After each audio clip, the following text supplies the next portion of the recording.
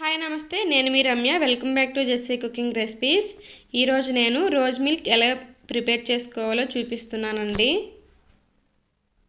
ముందుగా ఇలా sauce pan తీసుకొని అందులో 1 కప్పు వరకు మిల్క్ వేసుకోవాలి.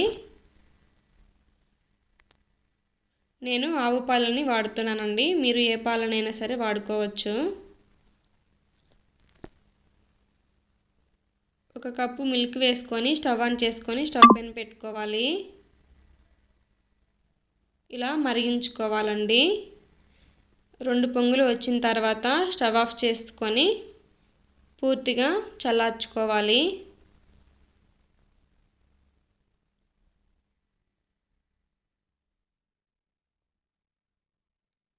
పూర్తిగా చల్లార్చుకొని ఫ్రిడ్జ్లో పెట్టుకోవాలండి. ఒక హాఫ్ అన్ అవర్ పెట్టుకుంటే కొంచెం చల్లగా అవుతాయి. ఇప్పుడు ఒక గ్లాస్ తీసుకొని 4 టేబుల్ స్పూన్లు రోజ్ సిరప్ వేసుకోవాలి.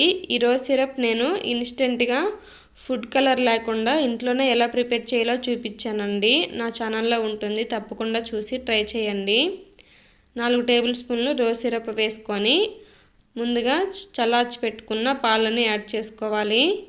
అలాగే 1 టేబుల్ స్పూన్ ముందుగా నానబెట్టుకొని సబ్జా గింజల్ని వేసుకోవాలి. ఇంతేనండి, రెడీ అయిపోయింది. ఈ రెసిపీ మీకు నచ్చినట్టయితే నా ఛానల్ని సబ్స్క్రైబ్ చేయండి.